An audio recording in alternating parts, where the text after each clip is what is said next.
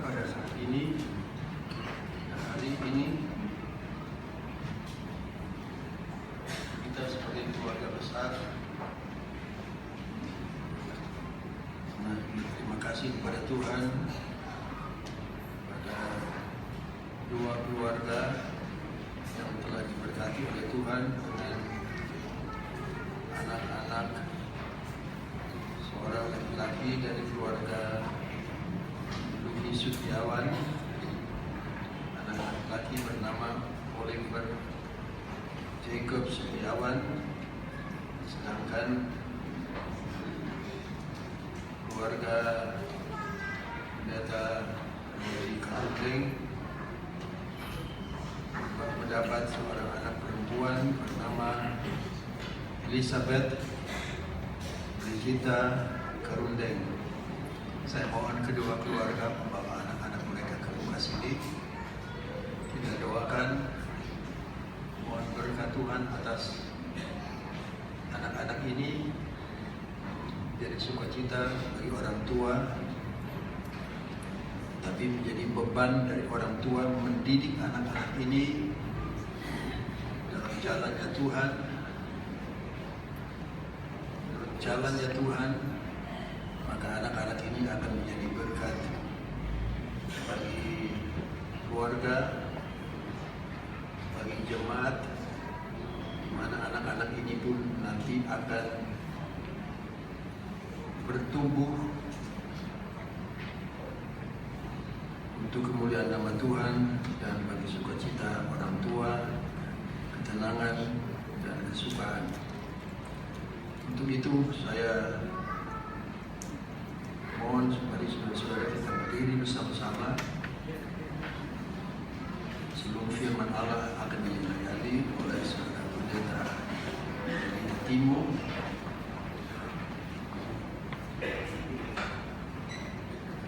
Anak-anak adalah berkat Tuhan bagi keluarga,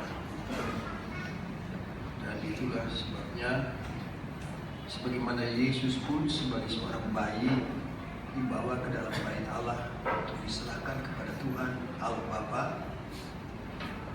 ucap syukur buat berkat yang Tuhan berikan kepada keluarga pada waktu itu, dan Yesus pun menjadi berkat bagi banyak orang.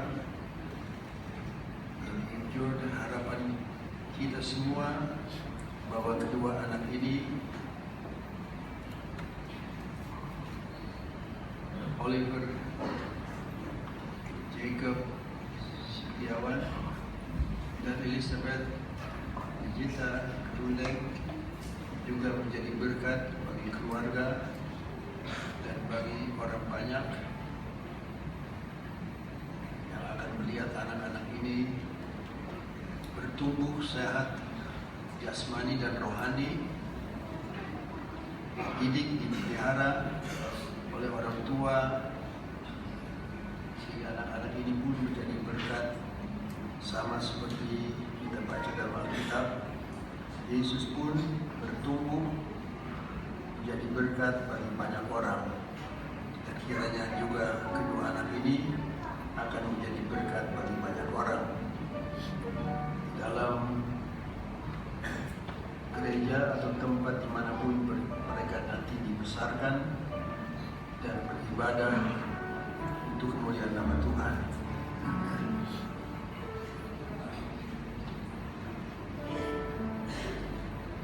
Saya hanya mempunyai satu kebiasaan, membacakan satu ayat saja dari kitab Amsal yang berkata bahwa peliharalah anak-anak ini supaya mereka menjadi berkat bagi orang tua yang berbahagia, dan juga bagi masyarakat yang akan melihat anak-anak ini dididik menurut firman Tuhan, dan menjadi berkat juga bagi orang-orang yang mengenalnya bertumbuh menjadi dewasa kelak. Kiranya Tuhan memberkati. Itulah sebagai jemaat kita terima kedua anak ini sebagai berkat dalam jemaat, dan dengan disertai dengan doa tua agar tahu bagaimana mendidik anak-anak ini menjadi besar, menjadi dewasa kelak menurut firman Allah. Ya, sebab sekarang ini banyak sekali di akhir zaman ini ada banyak anak pun tidak akan menghormati orang tua menurut Alkitab, tapi adalah doa dan harapan kita dan harapan Tuhan pun yang menjadi sumber berkat-berkat ini. Melihat anak-anak ini dibesarkan, dipelihara, dididik oleh orang tua sesuai dengan firman Tuhan. Dan untuk itulah mari kita berdoa bersama-sama mohon berkat Tuhan. Kita serahkan kepada anak-anak ini ke dalam tangan Tuhan. Orang tua menjaga, tapi yang memberikan kehidupan adalah Tuhan sendiri. Juga bagi anak-anak sekecil seperti mereka ini, mereka semua adalah sesuatu yang datang dari Tuhan dan berserahkan kepada Tuhan. Terima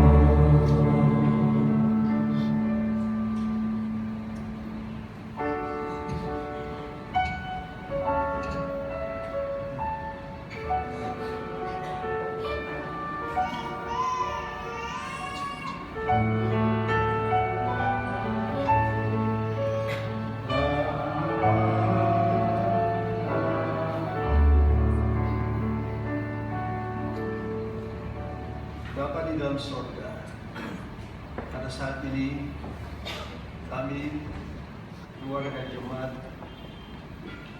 Tapang ini datang kepadamu mengucapkan syukur dan terima kasih. Engkau Tuhan sumber segala berkat. Dan untuk itu kami datang kepadamu mengucap syukur dan terima kasih atas berkat yang Engkau berikan kepada keluarga hamba-Mu.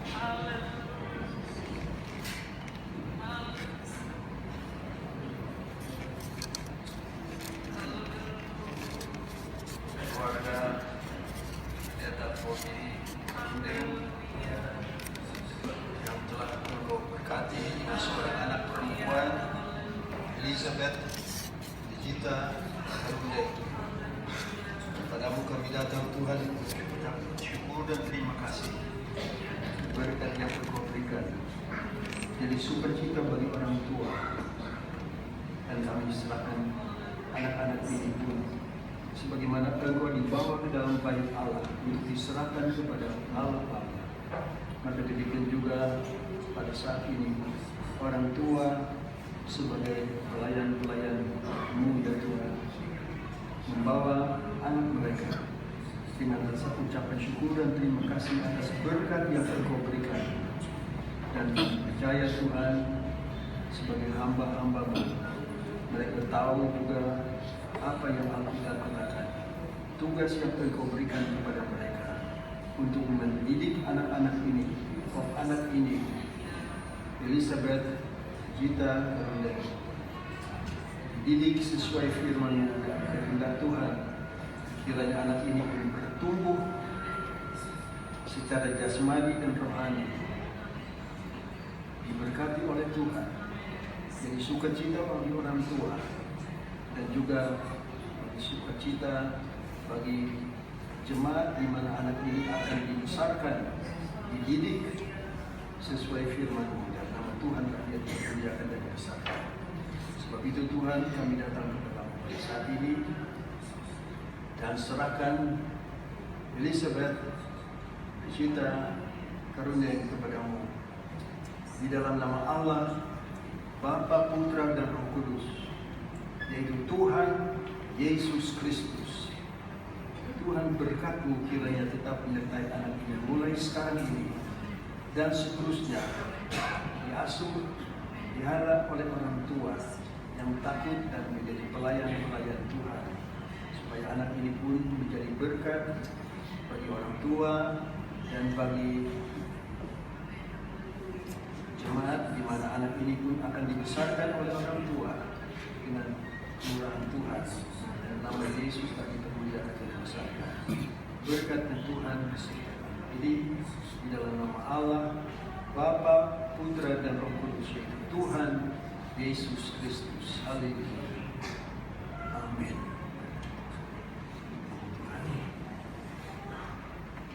Demikian juga Tuhan, kami datang kepadamu dengan keluarga Ruki Setiawan, dengan ucapan syukur dan memberikan seorang putra, Oliver Jacob Setiawan.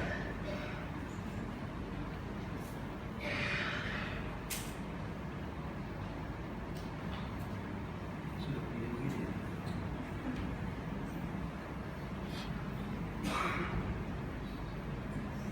Sudah kena.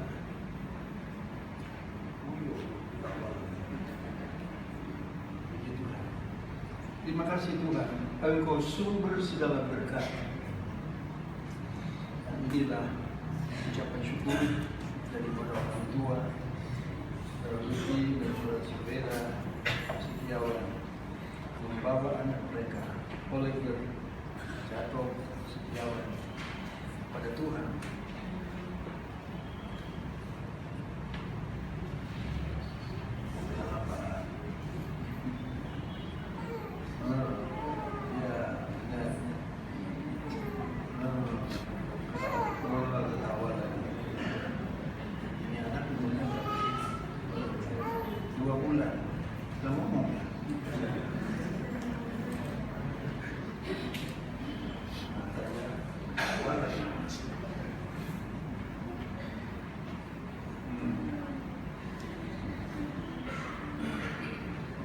Dalam tangan Allah Bapa, Anak dan Roh Kudus, kami datang kepadamu Tuhan dan menyerahkan Oliver Jacob Setiawan ini ke tangan Tuhan. Engkau yang memberinya, juga Tuhan, Engkau lah yang layak dipuji dan dibesarkan, karena Engkau lah sumber segala berkat. Terima kasih Tuhan Yesus, bila anak ini bertumbuh sehat jasmani dan rohani di bawah asuhan oleh orang tua yang mengenal Yesus dan mengasihi Yesus, sehingga kami percaya pun orang tua akan menjalankan tugas mereka mendidik anak ini sesuai dengan firman-Mu, jadi berkat bagi orang lain, dan juga semua yang melihatnya akan bersukacita melihat anak ini dibesarkan sesuai dengan firman Tuhan. Terima kasih. Kami serahkan Oliver Jacob Setiawan kepadamu ya Bapa, dalam nama Allah, Bapa, Putra, dan Roh Kudus, yaitu Tuhan Yesus Kristus. Nama Tuhan dipermuliakan dan dibesarkan. Ya. Tawa sudah. Amin. Berkat Tuhan menyertai.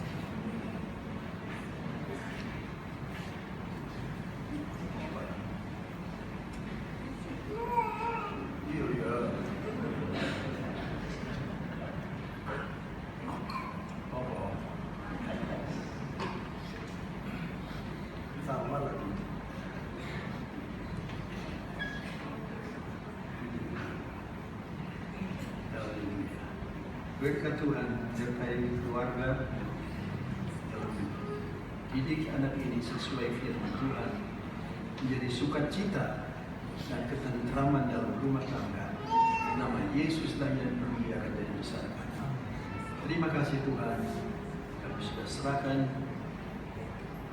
Oliver Jacob Setiawan kepadamu. Engkau adalah sumber berkat, kepadamu juga kami serahkan ya Tuhan. Kehidupannya seterusnya mulai sekarang ini,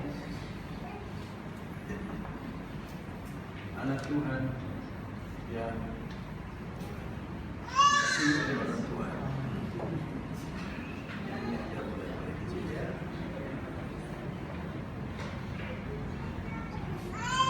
Ya.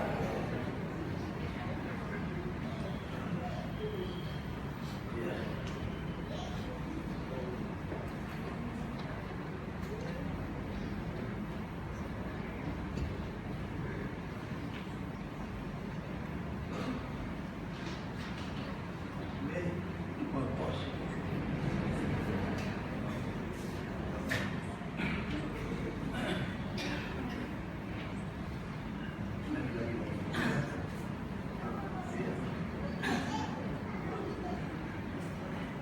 Puji Tuhan, seorang anak yang sehat memberikan mereka tetap pelihara sehingga dia tetap sehat secara jasmani dan rohani untuk kebesaran dan kemuliaan Tuhan sekarang ini dan seterusnya. Dalam nama Yesus Tuhan dan Juru Selamat, kami sudah serahkan kepada Tuhan. Haleluya. Amin.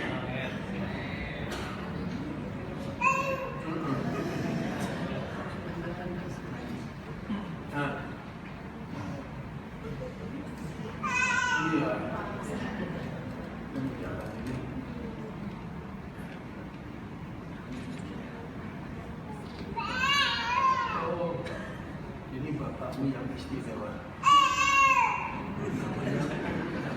Doa.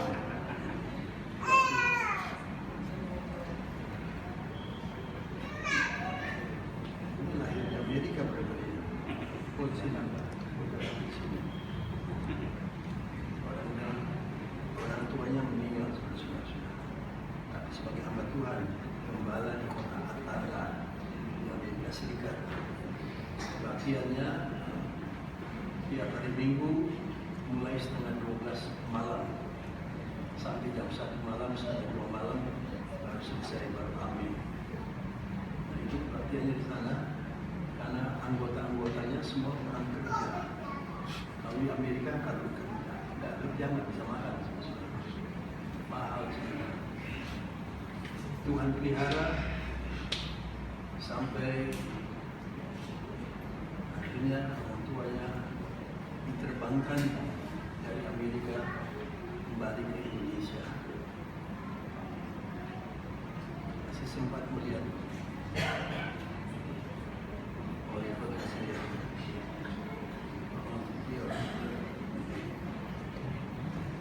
Baik, Tuhan memberkati. Tolong selamat jaga baik-baik.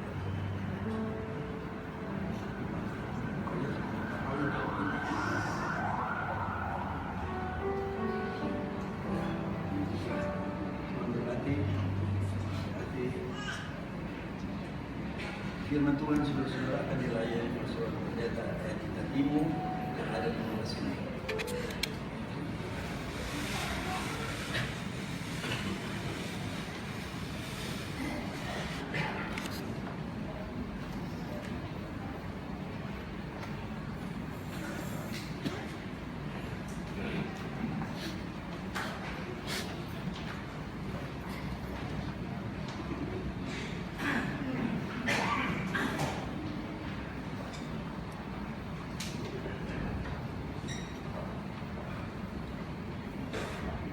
Haleluya.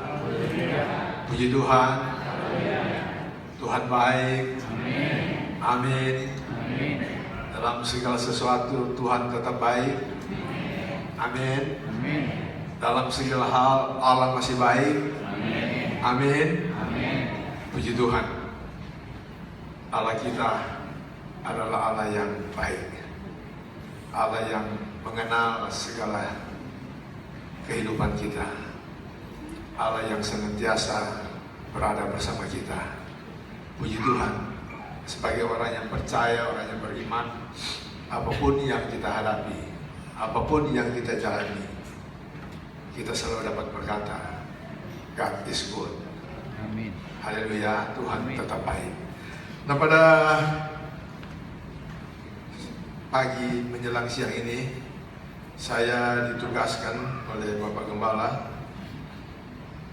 untuk menyampaikan kebenaran firman Tuhan.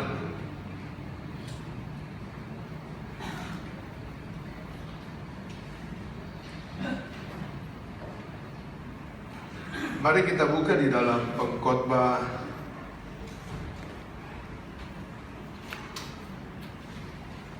pasal yang ke-7.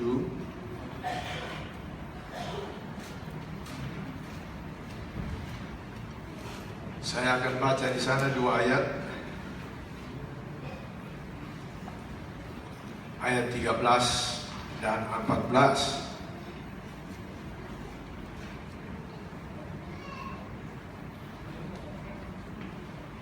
Pengkhotbah pasal 7 ayat 13 dan 14. Demikian firman Tuhan. Perhatikanlah pekerjaan Allah. Perhatikanlah pekerjaan Allah. Siapakah dapat meluruskan apa yang telah dibengkokkannya? Pada hari mujur bergembiralah. Tetapi pada hari malam, ingatlah bahwa hari malam ini pun dijadikan Allah seperti juga hari mujur, supaya manusia tidak dapat menemukan sesuatu mengenai masa depannya.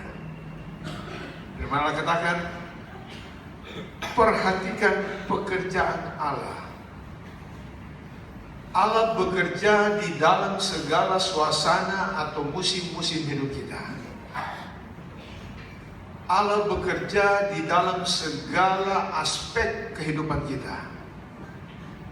Baik dari dalam sudut kehidupan kita yang menurut daging kita, ini adalah sesuatu yang tidak enak, ataupun sesuatu yang kita merasa ini nyaman. Yang katakan, perhatikanlah pekerjaan Tuhan di sana. Allah ada di dalam seluruh musim hidup kita. Apakah kita sedang menghadapi musim paceklik di dalam hidup kita? Menghadapi musim yang tidak enak dalam hidup kita? Ataupun kita sedang menghadapi musim semi dalam hidup kita? Yang kita kenal mungkin satu musim yang serba menyenangkan. Tetapi dia katakan di sana, perhatikanlah pekerjaan Allah. Ada di saat-saat tertentu, dari kacamata sebagai manusia, kita selalu melihat bahwa ini hari mujur bagi saya. Tapi di sisi yang lain, ada orang yang melihat kehidupannya sebagai satu suasana atau satu hari yang malam dalam hidupnya. Tapi di sini firman Allah katakan, perhatikanlah pekerjaan Allah. Pada hari mujur bergembira. Orang pasti bergembira. Tetapi pada hari malam, dia katakan, jangan menangis. Pada hari malam kita harus ingat bahwa hari malam itu pun dijadikan Allah seperti juga hari mujur.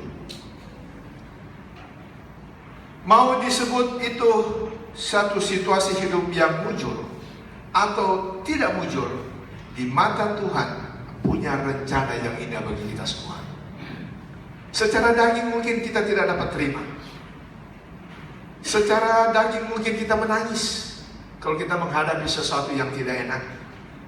Secara daging mungkin kita katakan kita bersuka cita kalau sesuatu itu serba enak. Tapi perhatikanlah pekerjaan Allah.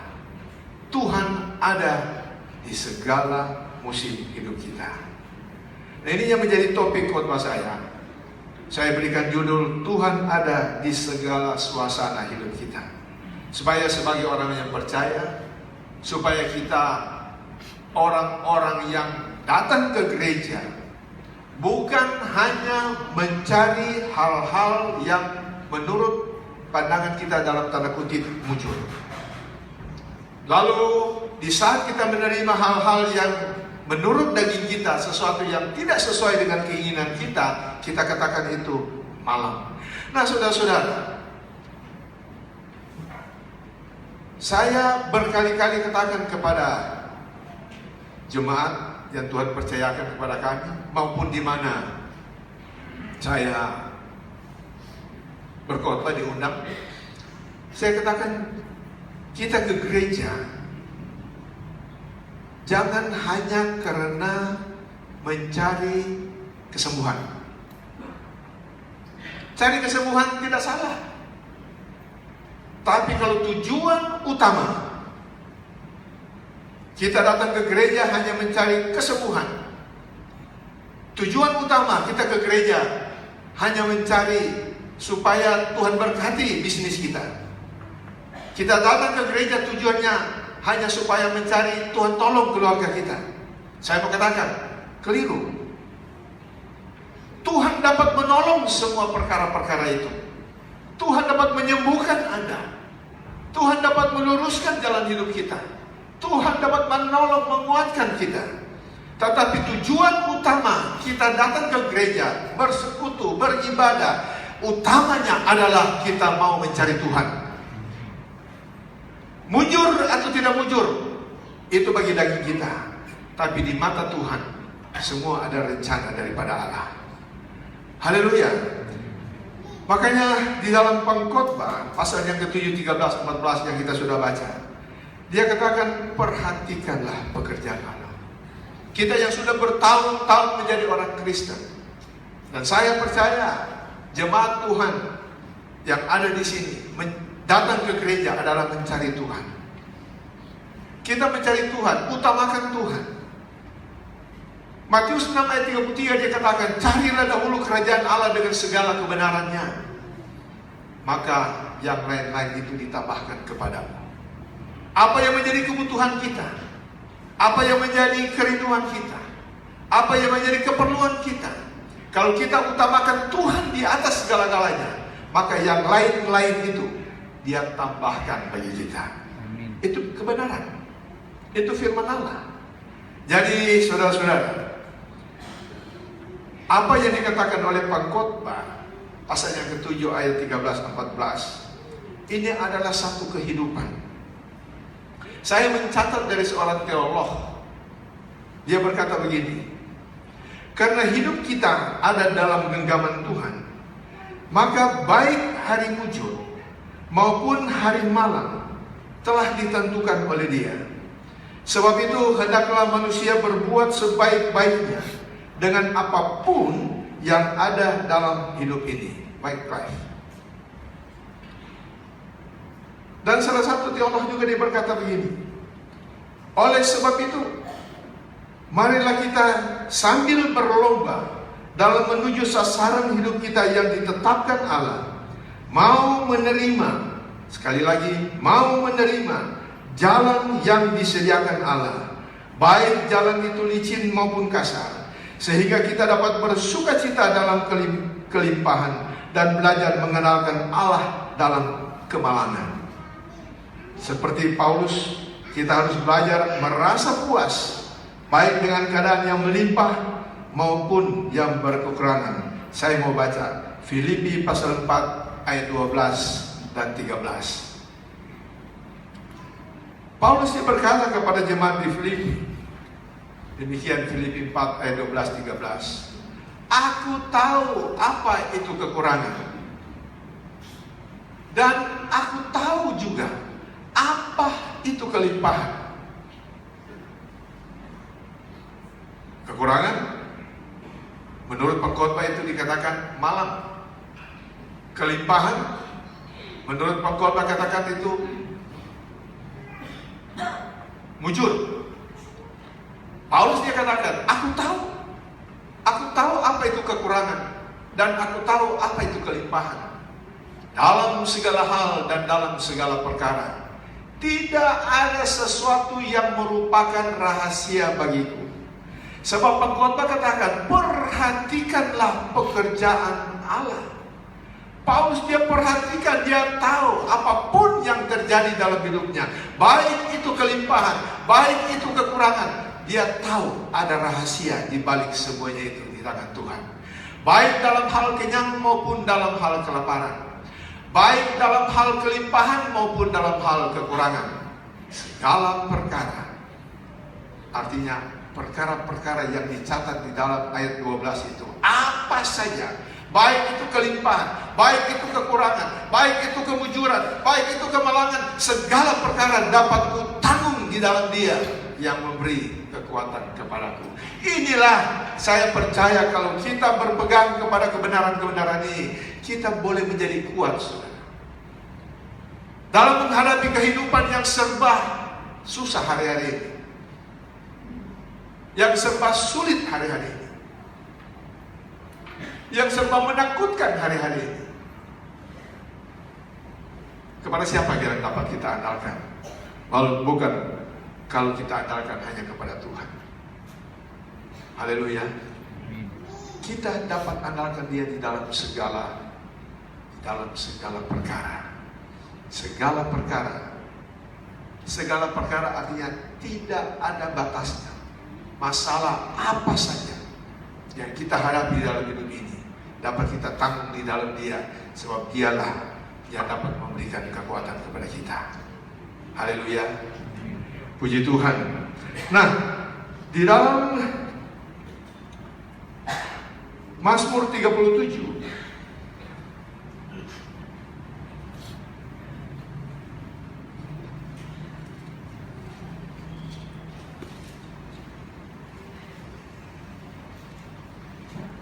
dianjurkan kepada kita supaya kita jangan lihat-lihat ke kiri dan ke kanan kepada kehidupan orang lain, tapi mari kita lihat kepada kehidupan kita sendiri. Sebab kebahagiaan dan kesejahteraan orang-orang fasik dikatakan itu hanya semu. Ya, kita lihat kok kenapa orang ini tidak pernah ke gereja, orang ini tidak pernah lakukan sesuatu yang Tuhan mau, tetapi kenapa dong hidupnya seperti mujur? Nah, banyak ayat di dalam Mazmur, saya tidak akan semua, yang mengingatkan kita akan hal-hal ini. Banyak orang yang tidak bertuhan, bahkan kaya-kaya, sehat-sehat, kata sebuah Mazmur. Tapi Tuhan katakan, satu waktu kamu tidak tahu, Mazmur-pemazmur diangkat ke dalam kemuliaan, dan dia melihat di sana bagaimana orang-orang ini ditaruh di tempat-tempat yang licin. Dan mereka tempat yang licin, artinya bisa terpeleset. Nah, kecepatan terpeleset itu tergantung dari beban tubuhnya. Makin berat beban tubuh seseorang, maka tergelincirnya itu makin cepat. Apa yang membuat secara rohani yang membuat orang itu punya beban tubuh? Yaitu beban-beban dosanya. Makin berat beban dosanya, pemazmur katakan makin cepat dia tergelincir dan hancur di sana. Dan disitulah baru pemazmur dia sadar. Kalau enggak, dia sudah mulai iri hati. Kenapa orang yang tidak kenal Tuhan hidup sehat-sehat, hidup mujur-mujur, gemuk-gemuk? Aku, dia katakan, setiap bangun pagi, aku sudah berdoa, aku sudah lakukan ini, lakukan itu, tetapi kenapa hidup saya begini-begini? Seperti mengalami kemalangan, sampai dikatakan satu waktu Tuhan bawa dia melihat dalam kemuliaan bagaimana orang-orang tadi oleh beban-beban yang menekan mereka, itulah yang membuat mereka hancur. Di dalam Mazmur 37 saya mau baca mulai ayat yang pertama. Mazmur 37 ayat 1 sampai 6. Jangan marah karena orang yang berbuat jahat. Jangan iri hati kepada orang yang berbuat curang. Sebab mereka segera lisut seperti lumpur. dan layu seperti tumbuh-tumbuhan hijau. Percayalah kepada Tuhan dan lakukan Dia yang baik. Diamlah di negeri dan berlakulah setia, dan bergembiralah karena Tuhan, maka Ia akan memberikan kepadamu apa yang diinginkan hatimu. Serahkanlah hidupmu kepada Tuhan dan percayalah kepadanya, dan Ia akan bertindak. Ia akan memunculkan kebenaranmu seperti terang dan hakmu seperti siang, dan seterusnya. Saudara boleh baca. Jadi kita melihat, jangan ada iri hati. Dalam pasal-pasal yang lain di kitab Mazmur yang saya tadi kutip, jangan melihat orang-orang itu kok tidak kenal Tuhan tetapi mujur-mujur, gemuk-gemuk, sehat-sehat. Tetapi aku, dia katakan, yang setiap bangun pagi berdoa, lakukan segala hal yang Tuhan tuntut. Tetapi aku kok begini hidup saya, celaka, masalah, problem. Mazmur 37 mengajar kita, dalam berhadapan dengan problem-problem ini, ingatlah pekerjaan Allah, yaitu serahkanlah hidupmu kepada Tuhan dan percaya. Bukan hanya serahkan lalu biarkan, seperti orang Tionghoa katakan bocap siao, saudara. Tahu bocap siao? Cuek. Bukan begitu. Kita serahkan, tetapi di sini dia katakan percaya kepadanya. Kita serahkan, kita berdoa, kita percaya, maka Dia akan bertindak. Itulah Allah kita yang luar biasa. Puji Tuhan. Saudara-saudara, dalam Mazmur 34 ayat yang ke-20 dikatakan demikian. Jangan saudara kaget. Jangan pikir jadi Kristen bebas dari segala masalah. Jadi orang Kristen tidak ada problem. Tetapi dalam Mazmur 34 ayat 20 dia katakan, kemalangan orang benar banyak. Kemalangan orang benar banyak, tetapi Tuhan melepaskan dia dari semuanya itu. Kalau kita tetap tinggal dalam Tuhan, kalau kita tetap setia di dalam Tuhan, kalau kita tetap mau melayani Tuhan, kalau kita tetap mencintai pekerjaan-pekerjaan Tuhan, maka Dia akan bertindak bagi kita. Haleluya.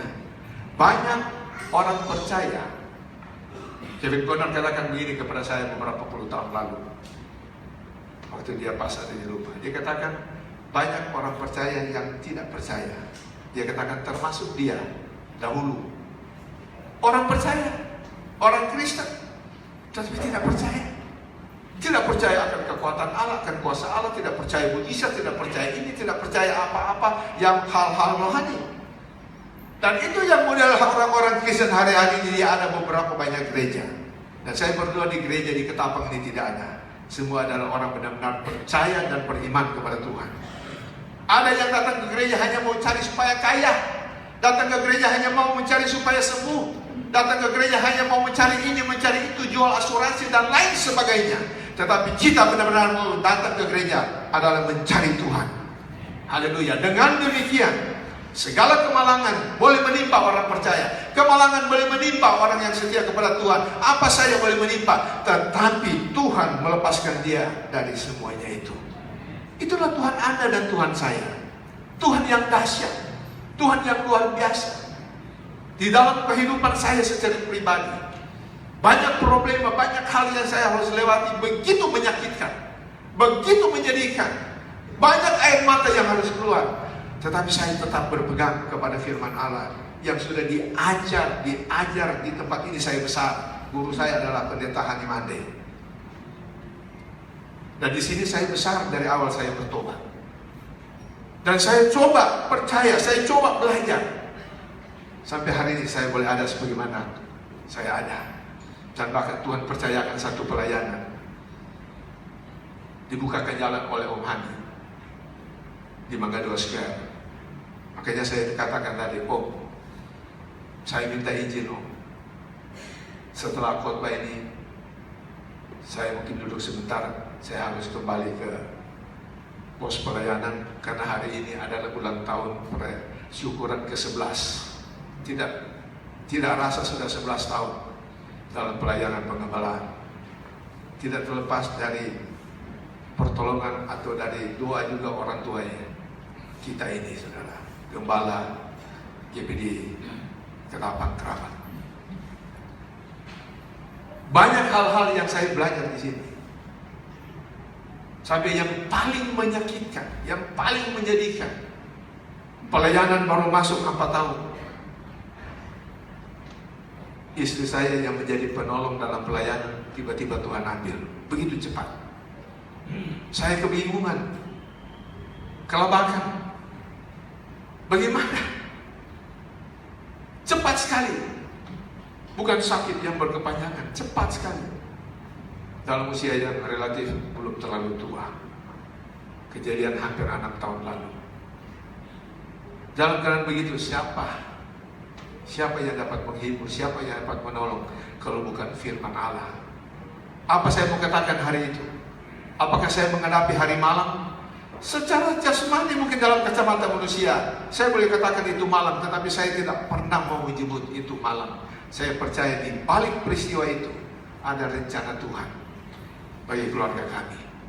Nah, Tuhan tolong sampai hari ini masih bisa melayani. Pelayanan sudah 11 tahun.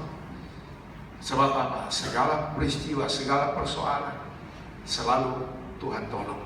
Saya percaya hari ini yang hadir di tempat ini banyak membawa problema hidup. Tapi percayalah, Tuhan kita adalah Allah yang setia. Dia mau menolong dan Dia sanggup menolong. Bagaimana kalau Dia mau menolong tapi Dia tidak punya daya menolong? Tapi Allah kita adalah Allah yang dahsyat. Dia selalu berkata, aku mau. Yesus di dalam pelayanannya selalu dia berkata, aku mau. Aku mau. Hanya Dia perlu dari kita, Anda percaya. Percaya. Segala masalah saudara pasti akan tertolong. Puji Tuhan. Begitu pula di dalam Mazmur pasal 55 ayat 23. Hal yang hampir sama. Firman Allah berkata demikian, serahkanlah khawatirmu kepada Tuhan, maka Ia akan memelihara engkau. Sebab tidak untuk selama-lamanya dibiarkannya orang benar itu goyang. Tuhan tahu kemampuan daya tahan Anda dan saya. Tuhan tahu kemampuan kita untuk bertahan dalam menghadapi satu persoalan. Tuhan tahu satu saat kita pasti goyah. Oleh karena itu Dia katakan, salah satu cara untuk mendapat kita bertahan di dalam menghadapi persoalan-persoalan hidup, salah satunya adalah serahkanlah khawatirmu kepada Tuhan. Nah, perkara serahkan inilah yang sulit.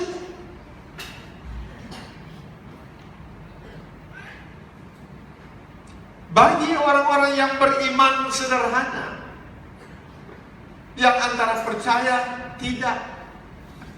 Sebab kita mau percaya kepada sesuatu yang kita tidak lihat. Tapi kita percaya. Firman Allah berkata demikian. Makanya Alkitab katakan, bacalah firman Tuhan. Sebab satu-satunya ayat yang dapat meng-create iman saudara, yang dapat menciptakan iman saudara adalah firman Allah. Kata Roma 10:17. Iman datang dari pendengaran, pendengaran akan firman Allah. Kalau kita baca, kita percaya, maka kita berani menyerahkan kepada sesuatu yang tidak kita lihat, tetapi kita yakin Dia ada bersama kita. Judul khotbah yang saya katakan tadi kepada kita adalah bahwa Tuhan ada di dalam segala sesuatu. Tuhan ada di waktu kita mengalami kemujuran.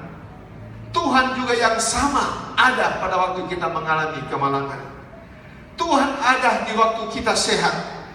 Tuhan juga yang sama ada di waktu kita sakit, dan seterusnya dan seterusnya. Artinya Tuhan tidak pernah meninggalkan saudara selama saudara tidak meninggalkan Tuhan. Seringkali problema masalah inilah yang bikin kita tinggalkan Tuhan. Karena masalah yang begitu banyak, begitu menekan, sehingga orang Kristen itu menjadi goyah. Nah, Tuhan tahu daya tahan kemampuan iman kita masing-masing. Sebab Dia tidak mau kita goyah, Dia tidak mau kita bimbang. Makanya Dia katakan, serahkanlah kuatirmu kepadamu, maka Dia akan memelihara engkau. Sebab tidak akan selama-lamanya dibiarkan orang benar itu goyah. Orang benar bisa goyah. Yang Alkitab katakan begitu. Kalau problema tekanan terlalu hebat, terlalu kuat, dia bisa tahan mungkin 1 minggu, bisa tahan 1 bulan, ada yang bisa tahan bertahun-tahun, tapi satu waktu kalau terus-menerus begitu, Tuhan tahu dia tidak akan mampu. Tapi puji Tuhan, kita punya Allah Roh Kudus sebagai Allah penghibur yang selalu berada bersama-sama dengan kita. Puji Tuhan. Nah, Tuhan, saya katakan tadi, Tuhan Allah ada di dalam segala keadaan hidup kita. Dia adalah Allah yang ada di hari kesesakan. Pada waktu kesesakan, kita tidak sendiri. Pada waktu Anda sedang di dalam kesesakan, Anda tidak sendiri. Mazmur 18 ayat yang ke-7, dia berkata begini. Ketika, Mazmur 18 ayat yang ke-7, ketika aku dalam kesesakan, aku berseru kepada Tuhan, kepada Allahku, aku berteriak minta tolong. Ia mendengar suaraku dari baitnya. Teriakku minta tolong kepadanya sampai ke telinganya. Dan seterusnya kita lihat reaksi daripada doa kita dalam kesesakan itu. Dan Allah ada di dalam kesesakan kita. Puji Tuhan. Ini yang merupakan satu penghiburan, saudara. Di dalam segala keadaan yang menyesatkan, Tuhan bukan biarkan kita. Kalau kita lihat di dalam Yeremia 16, saya tidak usah baca, di mana Allah menghukum bangsa Israel. Dia begitu marah kepada bangsa Israel karena mereka sudah menyimpang daripada Dia. Bahkan dikatakan, Allah katakan sendiri melalui mulut Yeremia, bangsa ini telah meninggalkan aku. Sehingga hukuman Tuhan, Dia katakan, jangan ada yang kawin, jangan ada yang punya anak, sebab anak itu akan mati, papanya akan mati, ibunya akan mati, dan mereka tidak akan dikuburkan. Mereka akan dilemparkan ke padang, dan mereka akan dijadikan pupuk di sana. Luar biasa kemarahan Tuhan kepada orang yang menyembah akan berhala di Yeremia pasal 16. Tetapi tekanan-tekanan hidup ini, mereka bangsa ini ada, bukan semua demikian, tetapi ada juga yang setia kepada Tuhan. Mereka ada di dalam rasa kesesakan yang luar biasa karena tekanan daripada Allah sendiri menghukum mereka. Tapi di sana mereka berseru kepada Tuhan. Di dalam Yeremia pasal 16, coba saya lihat 16 ayat 19a. Yeremia 16 ayat 19, dia katakan begini. Ya Tuhan, kekuatanku dan bentengku, tempat pelarianku pada hari kesesakan. Kepadamu akan datang bangsa-bangsa dari ujung bumi serta berkata, sungguh nenek moyang kami hanya memiliki dewa penipu, dewa kesia-siaan yang satu pun tidak berguna.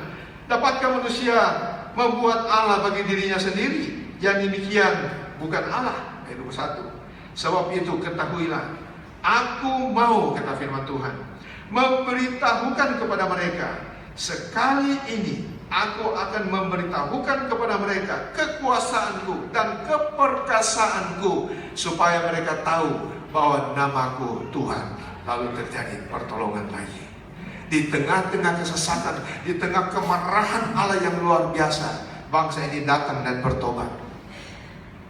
Tuhan menyatakan diri, membela mereka. Nah saudara, semerah apapun dosa saudara, sejahat apapun perbuatan saudara, Firman Allah katakan, asal kita mau berperkara, Dia sanggup memutihkan kembali menjadi putih lebih daripada salju. Di tengah-tengah kesesakan, sadarlah kehidupan kita. Mungkin itu adalah jalan Tuhan bagi saudara, tapi mungkin ada perbuatan-perbuatan yang tidak menyenangkan kepada Tuhan. Dan ini perlu kita buang. Ini perlu kita bertobat. Dan ini kita perlu balik kepada Tuhan. Ingat, hari-hari ini, zaman ini adalah zaman yang sangat luar biasa gelapnya. Kita baru lihat hari Jumat peristiwa yang mendadak terjadi di New Zealand. Apakah tidak mungkin terjadi di mana-mana? Siapa sangka New Zealand begitu aman, tenang, bisa terjadi hal yang demikian. Apakah tidak mungkin terjadi di mana-mana?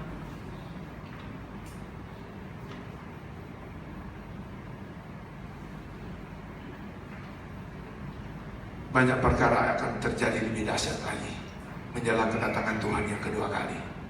Makanya daripada itu saudara, daripada kita berharap kepada kepintaran, kekuatan, kepada status sosial kita, kepada kekayaan kita, lebih baik kita andalkan Tuhan. Karena Dialah yang sanggup dapat meluputkan kita dari apa saja. Dari apa saja.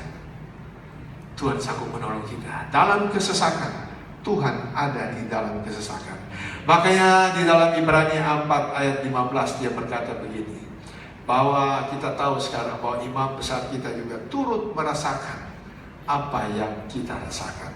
Artinya dia ada di dalam segala situasi hidup Anda dan saya. Haleluya. Kalau Anda hari-hari ini sedang menangis, apakah kita pikir Tuhan bocap sial? Apakah kita pikir Allah cuek? Tidak. Berdasarkan kebenaran Ibrani 4:15, Dia juga turut menangis bersama kita. Dia juga turut ada di dalam suasana hidup kita. Dia ada bersama-sama dengan Anda dan saya. Saya bangga memiliki Allah seperti demikian. Makanya saya bisa lepas segala berhala-berhala dulu yang saya anggap adalah Tuhan yang dahsyat. Sebab saya melihat kekuasaan dan kemahakuasaan daripada Allah yang kita sembah dalam Yesus itu sungguh luar biasa. Yang dapat menghidupkan orang mati, yang dapat membangkitkan orang mati. Itulah membuat saya jadi orang Kristen. Puji Tuhan. Lalu Allah juga dikatakan ada di tengah-tengah puting beliung dan badai. Nahum pasal 1. Kita baca Nahum pasal 1 ayat 3, khususnya di bahagian B, tapi saya mau baca semua ayat 3 ini. Nahum pasal 1 ayat yang ketiga dia katakan itu demikian. Tuhan itu panjang sabar dan besar kuasa, tetapi Ia tidak sekali-kali membebaskan dari hukuman orang yang bersalah. Ia berjalan dalam puting beliung dan badai, dan awan adalah debu kakinya. Saudara sudah melihat puting beliung kan? Bahkan di Indonesia sudah ada puting beliung. Saya suka lihat di televisi, sering ada di Bekasi bisa ada puting beliung. Paling banyak di Jawa Tengah. Apa saja dia lewat, habis. Dia langgar rumah, habis atap semua. Kalau dari kayu, habis diangkat kayu. Saya lihat puting beliung terjadi di Amerika melalui televisi, terjadi di Thailand, di Taiwan, terjadi di China. Puting beliung dahsyat. Apa dia langgar, habis. Kekuatan alam yang dahsyat. Tapi firman Allah kita berkata, Allah kita lebih dahsyat daripada puting beliung. Sebab Dia ada, bahkan Dia berjalan. Dia berjalan dalam puting beliung dan badai. Mungkin hari-hari ini saudara katakan, saya sedang menghadapi kehidupan seperti badai yang mengamuk, puting beliung yang sedang memutar-mutar kehidupanku. Kalau kita percaya kepada Tuhan, Tuhan juga ada di dalam badai hidup saudara.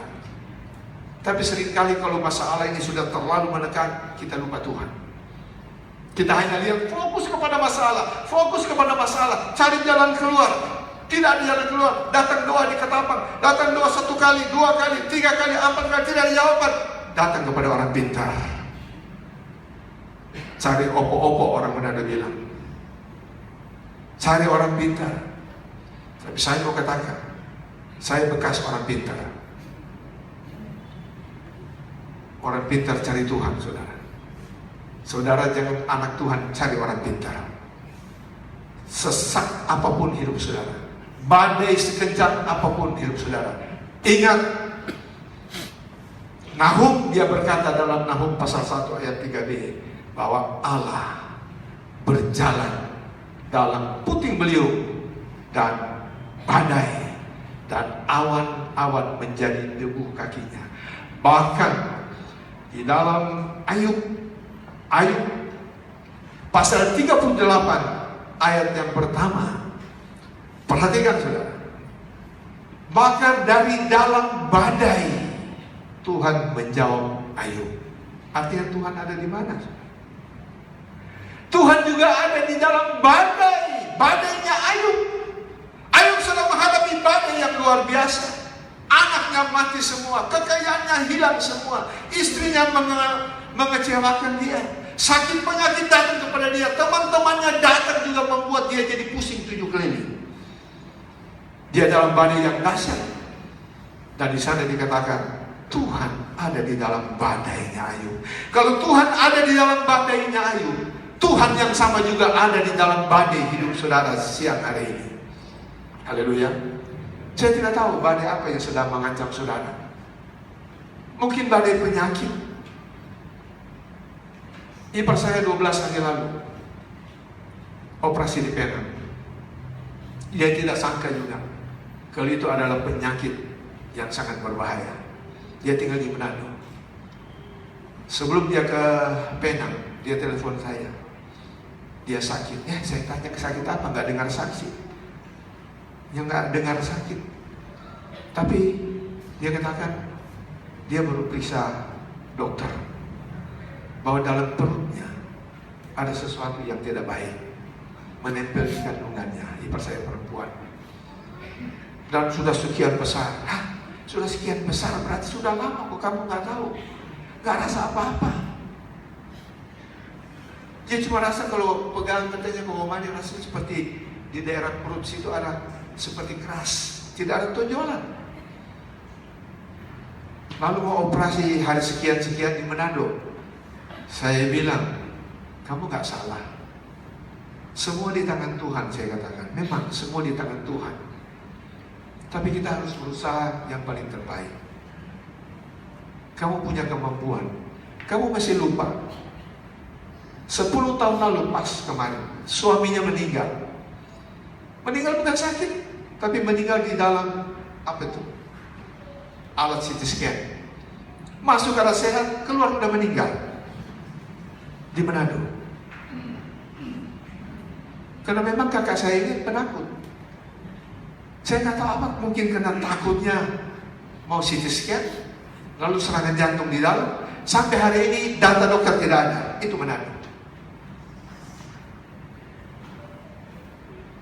Saya bilang, kamu masih lupa. Sudah lupa. Lebih baik kamu ke Penang. Ke Penang satu peralatan di sana bagus. Kedua dokternya juga jauh dibandingkan dengan di daerah. Ketiga mau ke sana juga murah. Tiket Penang lebih murah dari tiket Manado, saudara. Sekarang tiket dalam negeri mahalnya minta ampun. Akhirnya dia ke Penang.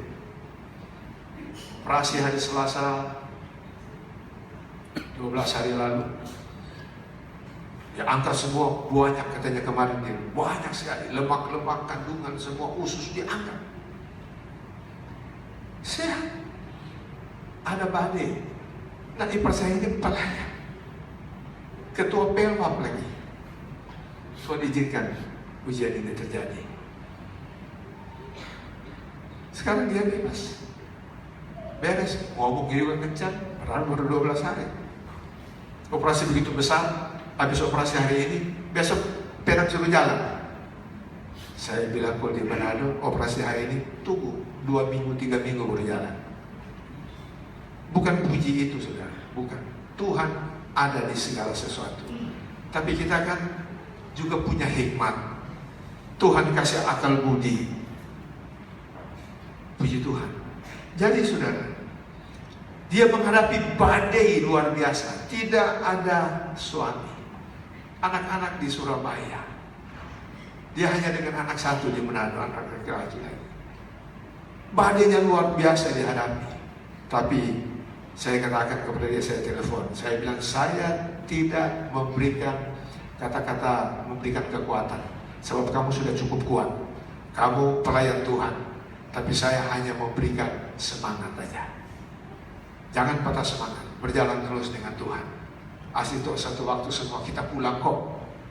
Lambat atau cepat kita pulang. Tapi kalau Tuhan masih mau pakai kita dalam pelayanan, Tuhan panggil. Haleluya. Tuhan masih mau pakai, Tuhan panggil.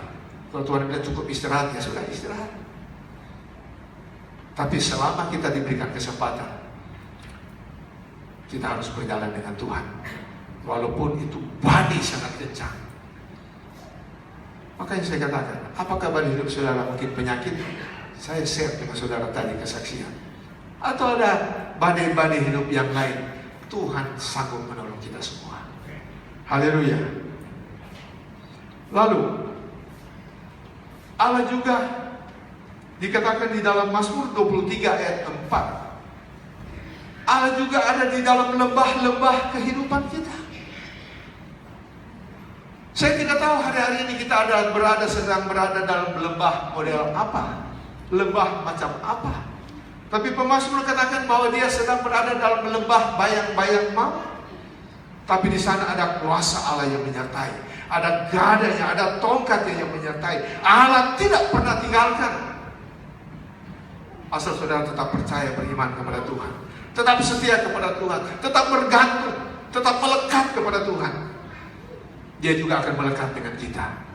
Dia ada di dalam lembah, Dia juga ada di atas gunung. Waktu Abraham tidak punya anak, Tuhan berjanji memberikan anak. Jadi Abraham umur 75 tahun.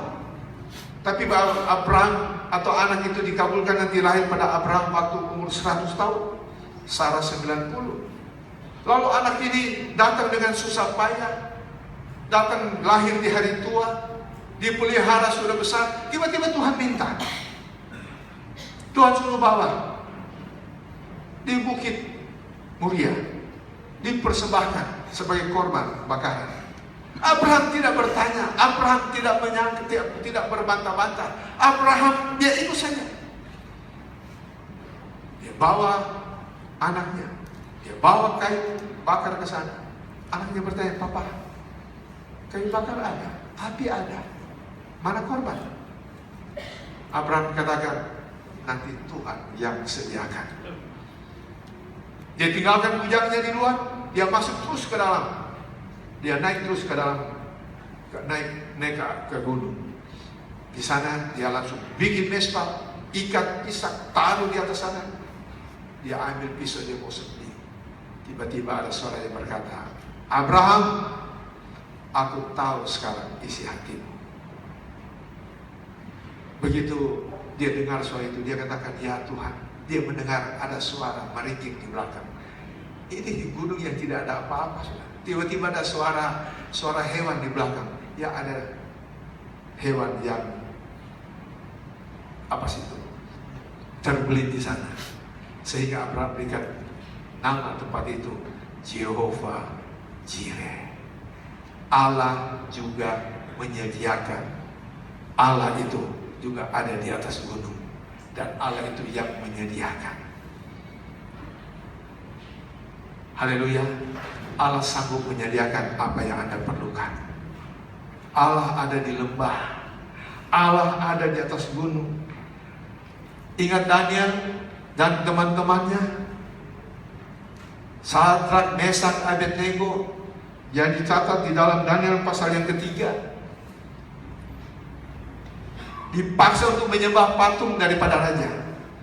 Mereka katakan, sekalipun Allah kami tidak melepaskan kami tidak akan menyembah patung itu. Dan akhirnya sesuai dengan aturan raja bahwa siapa yang tidak menyembah patungnya dibuang ke dapur api. Mereka dibuang di dapur api yang sudah dipanaskan 7 kali. Bahkan orang yang memanaskan itu mati di sana kena kepanasan. Pada waktu dilempar mereka bertiga ke sana, raja lihat, loh, tadi kan 3, kenapa sekarang jadi 4? Dan yang keempat itu seperti anak dewa. Yesus bersama-sama dengan mereka. Apakah waktu Sadrak, Mesak dan Abednego dia mengeluarkan perkataan iman bahwa sekalipun Allah kami tidak dapat menolong kami, tidak mau menolong kami tidak akan menyembah patung raja, lalu Allah buru-buru menolong mereka, lalu Allah buru-buru menyelamatkan mereka, jangan masuk ke dapur api? Tidak. Allah izinkan mereka masuk ke dalam dapur api, sebab disitulah Allah mau menyatakan kemuliaannya, bahwa dia adalah Allah yang berdaulat dan Allah yang berkuasa. Sehingga melalui peristiwa itu raja memuji Allahnya Daniel, Sadrak, Mesak dan Abednego, dan tidak ada satu orang pun yang dapat menghina. Ada di dalam ancaman daripada sang raja, karena dia lihat Allahnya Sadrak, Mesak dan Abednego, raja Allahnya Daniel adalah Allah yang luar biasa. Itulah Allah Anda dan Allah saya yang kita sembah di dalam Yesus Kristus. Haleluya. Di dalam dapur api sekalipun, saya nggak tahu posisi saudara sedang ada di mana hari ini. Tapi saya mau katakan, sekalipun ada di dalam dapur api kehidupan secara rohani, mungkin Anda merasa kegerahan. Kenapa salah menindih kiri kanan, menghantam kiri kanan? Tapi percayalah, Yesus juga ada bersama dengan Anda. Itulah bangganya kita jadi orang Kristen, saudara. Allah kita hidup dan berkuasa. Haleluya. Haleluya. Allah ada di mana-mana. 2 Tawarikh pasal yang ke-16. Dia katakan, mata Tuhan menjelajah kemana-mana. Untuk apa? Untuk melimpahkan kekuatan bagi orang-orang yang dikasihinya. 2 Tawarikh 16 ayat 9a. 2 Tawarikh 16 ayat 9a. Mata Tuhan, dikatakan, karena mata Tuhan menjelajah seluruh bumi. Termasuk saat ini juga ada melihat Anda dan saya. Dia bukan hanya melihat fisik kita, tapi dia juga sedang melihat kedalaman hati saudara. Haleluya. Mata Tuhan menjelajah seluruh bumi untuk melimpahkan kekuatannya kepada mereka yang bersungguh-sungguh hati terhadap dia. Sebab dia tahu kita ini bukan apa-apa. Dia tahu kita ini manusia yang lemah. Dia tahu kita ini perlu kekuatan ekstra. Makanya Tuhan dengan segala kesetiaannya dan kebaikannya yang luar biasa, Dia cari kita, Dia lihat kita, Dia menjelajah seluruh bumi. Untuk apa? Untuk memberikan, melimpahkan kekuatan kepada kita yang sungguh-sungguh mencari Dia. Makanya kita datang ke gereja, marilah kita sungguh-sungguh mencari Tuhan. Haleluya. Dan firman Allah katakan, saya mau angkat yang terakhir. Yesus berkata bahwa Matius pasal 28 ayat 20, bahwa Allah menyertai kita senantiasa sampai kepada akhir zaman. Dia menyertai dan ajarlah mereka melakukan segala sesuatu yang telah kuperintahkan kepadamu. Dan ketahuilah, ini kalimat ini saya senang sekali. Dan ketahuilah, aku menyertai kamu. Kalau Allah menyertai artinya apa? Dia selalu ada di samping kita, bukan? Tapi saya mau katakan dalam kebenaran 1 Korintus 3 ayat 16 dan 1 Korintus 6 ayat 19, 2 ayat yang hampir sama bunyinya. Tidak tahukah kamu bahwa kamu adalah bait Allah dan roh Allah tinggal di dalam kamu? Yesus dia berkata, aku akan menyertai kamu senantiasa.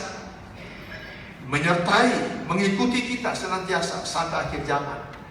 1 Korintus 3 ayat 16, dia menekankan lagi lebih jelas bahwa yang menyertai kita adalah Roh Kristus, adalah Roh Kudus yang hidup di dalam kita sebagai rumahnya, dan dia adalah penghuninya, dan dari situlah dia menyertai Anda, dan dia akan hidup di dalam kita sampai selama-lamanya. Allah tidak pernah meninggalkan saudara. Jangan pernah berkata, Tuhan sudah kasih tinggal, Tuhan sudah tidak sayang. Jangan bilang begitu. Mesti katakan dulu, apakah aku masih sayang Tuhan? Apakah aku tidak kasih tinggal Tuhan? Apakah aku masih mengasihi Tuhan? Yesus katakan, kalau engkau mengasihi aku, lakukanlah segala perintahku. Itu satu kebenaran, saudara. Kalau kita mau katakan Tuhan harus kasih kita, Tuhan harus kasih kita, saya mau katakan dalam kebenaran dalam suratan 1 Yohanes, dia katakan bahwa Allah yang sudah terlebih dahulu mengasihi kita. Bukan kita yang mengasihi dia, tapi dia yang terlebih dahulu mengasihi kita. Makanya dia mati bagi Anda dan saya. Dan dia mau supaya kita, orang-orang yang sudah ditebus, benar-benar bertahan di dalam keselamatan terus. Sampai Yesus datang, kita boleh masuk di dalam kemuliaan. Supaya kita, yang dia sudah korbankan dirinya, dia cari kita, dia turun ke dunia dari Allah menjadi manusia, benar-benar tidak sia-sia. Dan kita dipulihkan kembali seperti ciptaannya yang semula, seperti ciptaan Adam dan Hawa pada waktu mula-mula.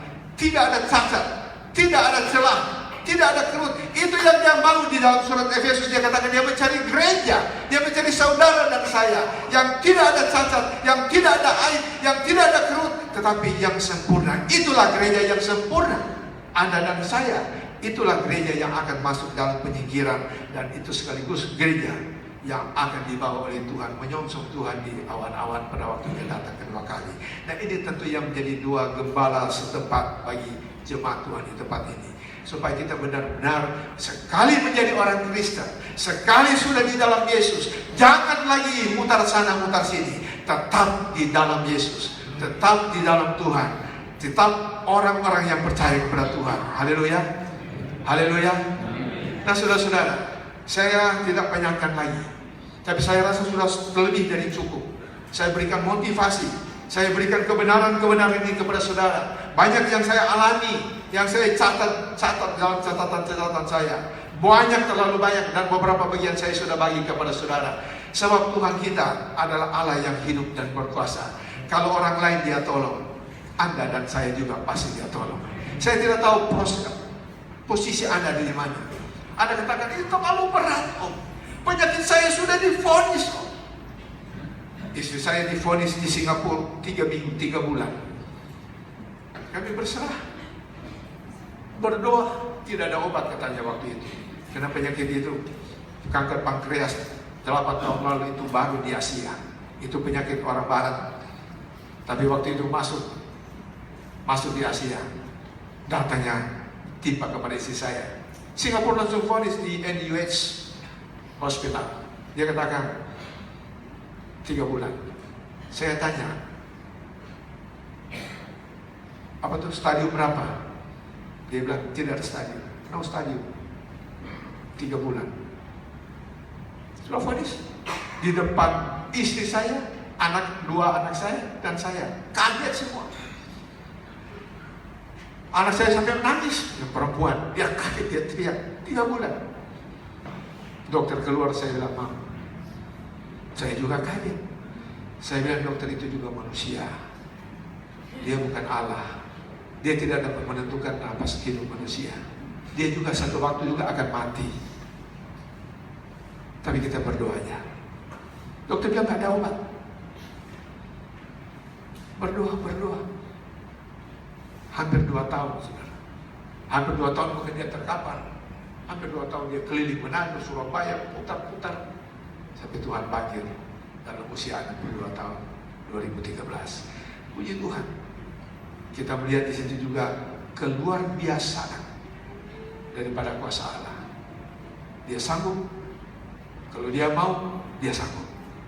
Dia mau dan dia sanggup. Kalau dia mau, luar biasa yang akan terjadi. Itu yang kita sebut mujizat. Dan hal-hal begini banyak terjadi dalam hidup kami. Dan saya percaya juga saudara punya banyak kesaksian. Tetapi siang hari saya mau katakan, apapun yang saudara sedang hadapi, mungkin saudara katakan ini badai kencang seperti puting beliung. Mungkin ini saudara katakan seperti dapur api yang menggerahkan, memanaskan, menghanguskan. Tapi percayalah, Allah ada juga di tempat di mana engkau berada. Haleluya. Kita mau bangkit berdiri. Kita mau berdoa.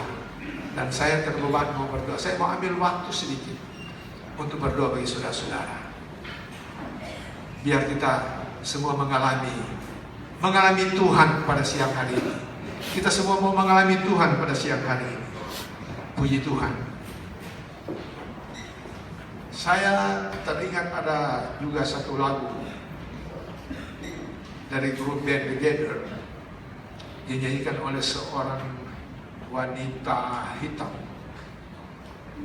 Dia katakan, Allah yang ada di atas gunung itu juga Allah yang sama yang ada dalam lembah. Allah yang ada di waktu siang juga ada di waktu muncul. Allah yang ada di waktu gelap juga ada di waktu terang. Allah yang ada di waktu siang juga ada di waktu malam. Artinya Allah ada di mana-mana.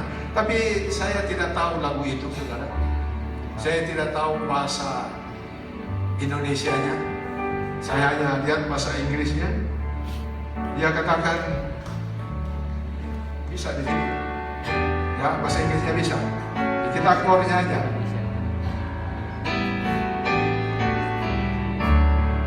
For the God on the mountain. For the God on the mountain. Is the God in the land. There is no Lord.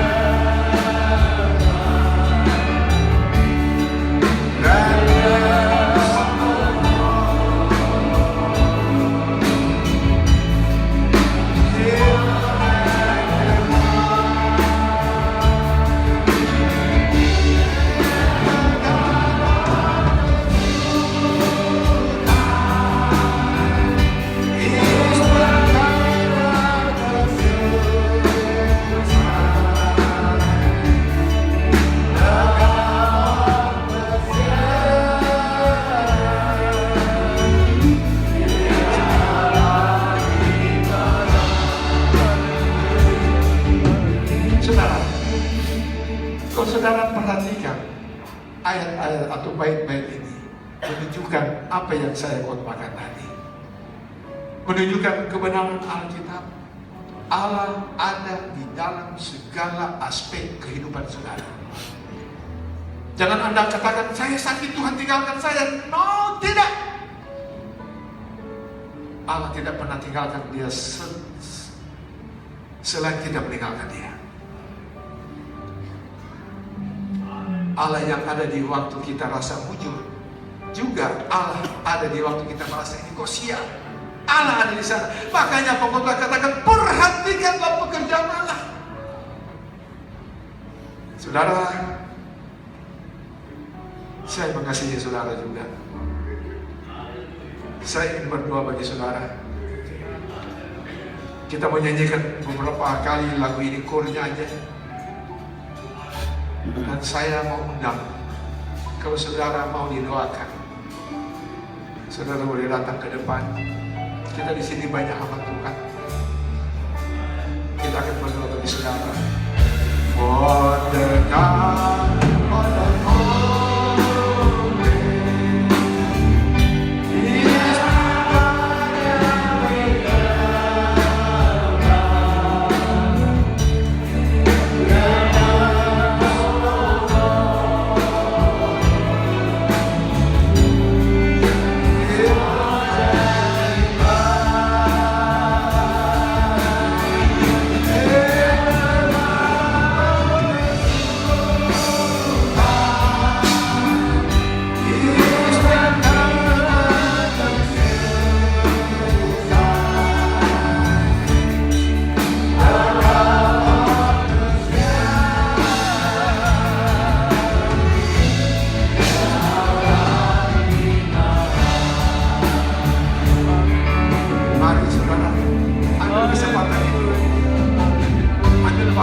sampai begini.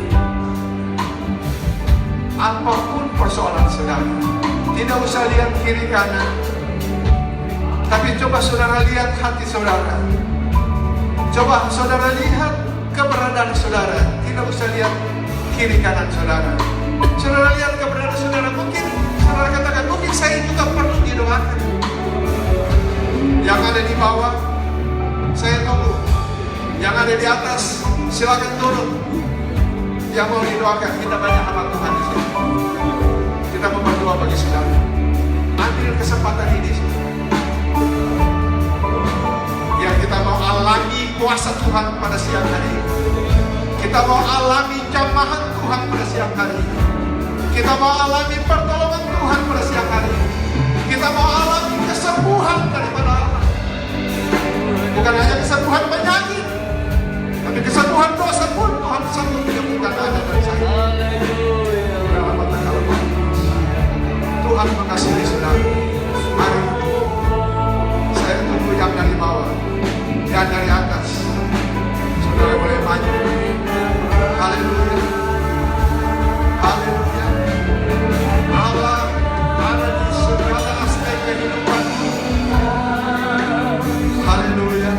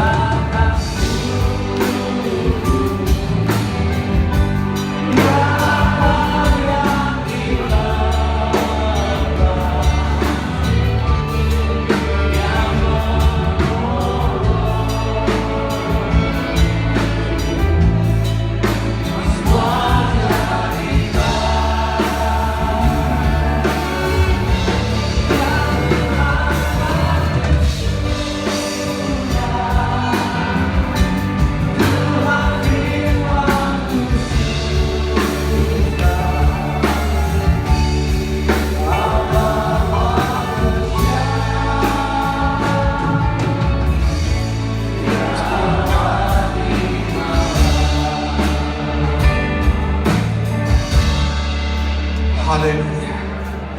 Kami bangga memiliki Engkau.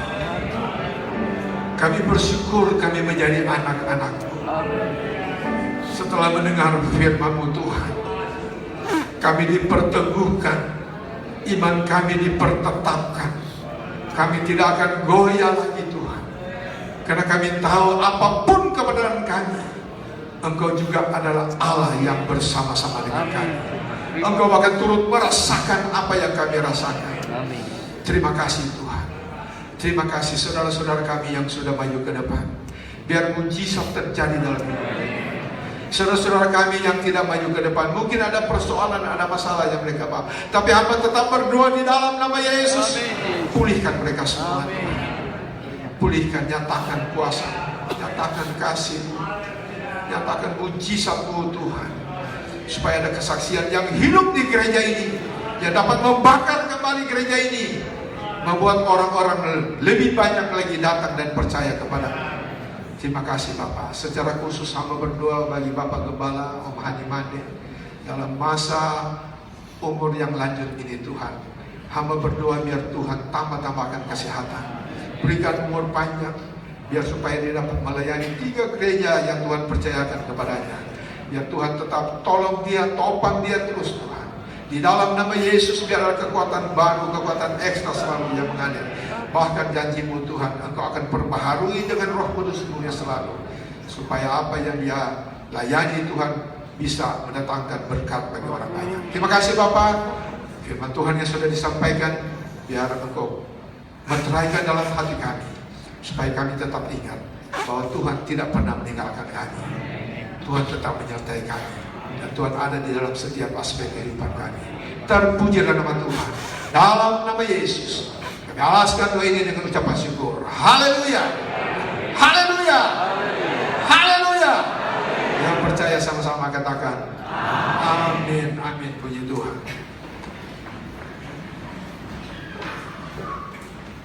Haleluya, puji Tuhan.